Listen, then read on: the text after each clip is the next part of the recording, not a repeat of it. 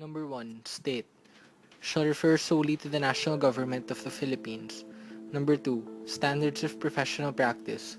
Required document under Section 41 of RA number 9266. Commission. Shall only refer to the Professional Regulation Commission. Board. Shall refer only to the Professional Regulatory Board of Architecture. Architect. Shall refer only to a registered and licensed architect. Architectural firm. Must be registered with the Department of Trade and Industry and the Securities and Exchange Commission. Number 7. Architect and architectural firm may be used interchangeably. Number 8. Professionals shall refer only to registered and licensed professionals. Number 9. Client, owner, and project proponent may be used interchangeably. Number 10. Contractor and general contractor may be used interchangeably. 11. Bid and tender shall mean the same. B. Acronyms. ADR, Alternative Dispute Resolution. AF, Architectural Firm.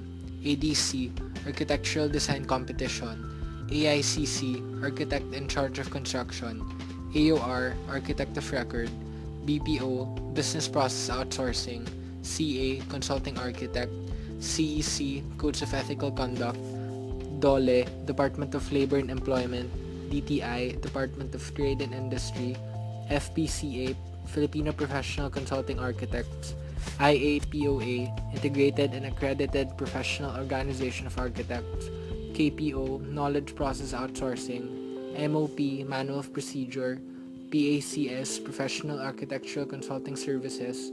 PCA, Professional Consulting Architect.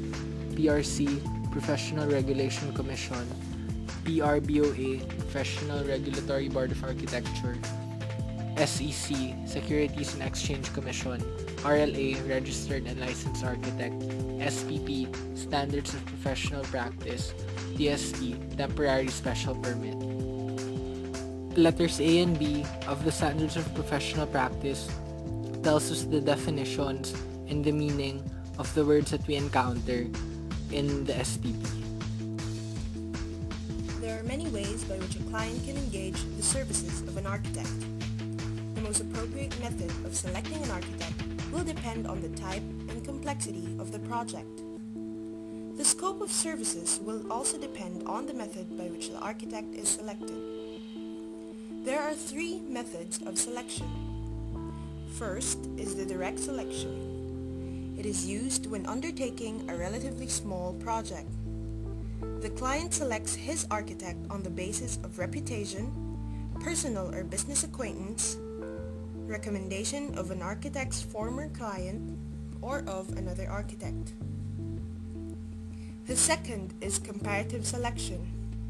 This may be conducted by committees representing institutions, corporations, or public agencies. The selection process involves invitation, pre-qualification, interview, verification, evaluation and ranking, and negotiation. The last method of selection is through an architectural design competition. This is used for civic or monumental projects. The competition may either be an idea competition, design, or design-build competition. Various architects or architectural firms submit plans or design solutions to a particular design problem and are judged on the basis of comparative excellence. There are advantages and disadvantages to this architectural design competition. Advantages are: opportunities will be open only to all PRC registered and licensed architects or PRC registered architectural firms. Also, the client or the committee will have a wider range of options. As for the disadvantages, the process may be expensive and time-consuming. The time and effort required may discourage qualified firms from participating. Also, some potentially unscrupulous prospective clients will seek free services under the guise of design competition. Now, the architects must always be constantly aware that ownership and copyright issues under Sections 20 and 33 of RA number 9266 must be fully addressed under all architectural competition rules.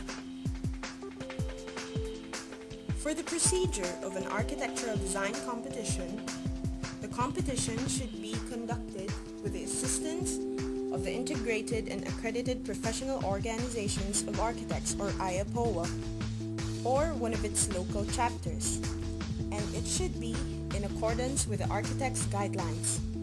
The participants for this kind of competition are of course the sponsors or clients, the competitors, who are Filipino or Philippine registered and licensed architects, or foreign architects who must be registered in his or her country of origin and must secure the following: a temporary special permit from the Commission, a work permit from the Department of Labor and Employment, and must work in collaboration with a local or Filipino counterpart (RLA), will assume the requisite professional responsibilities and civil liabilities in the case of a design or design-build competition. A professional advisor who is a Philippine registered and licensed architect and who are also IAPOA members in good standing. And of course, the jury, which composed of at least 5 members who are known for their integrity, objectivity, impartiality, and honesty. The method of compensation will be covered by the respective type of services. The architect must also participate to all activities in the project from start to finish. Pre-design services includes consultation, pre-feasibility studies, feasibility studies, site selection and analysis, site utilization and land use studies, architectural research, architectural programming, space planning, space management studies, value management, design brief preparation, and promotional services. On the subject of the method of settling or method of payments. Number 1. Multiple of direct personal expenses. This applies to non-creative work such as accounting, secretarial services, research, data gathering, reports, etc. This is based on the technical hours spent and is calculated by multiplying man-hours times the rate, then multiplying it with a multiplier to cover overhead and profit. Other expenses such as housing allowance and transportation or out-of-town living for foreign consultants should be charged to the client. The formula for this method is architect's rate times the number of hours spent plus consultant's rate times the number of hours spent plus the technical staff's rate times the number of hours spent. This will result in the direct cost. To find the fee, multiply the direct cost with the agreed upon multiplier. And finally, to find the total cost charged to the client, you add the fee to other reimbursable expenses. The next method is the professional fee plus expenses, and this applies to projects that are carried out in stages. It is the architect's fixed rate plus the expenses. The next method is the lump sum or fixed fee, mostly for government projects since there is more paperwork involved. The last method is the per diem or honorarium method.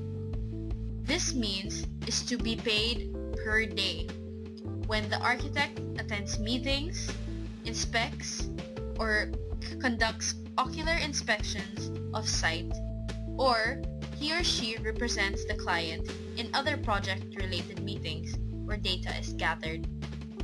Each project should be analyzed to come up with a proper method for compensation.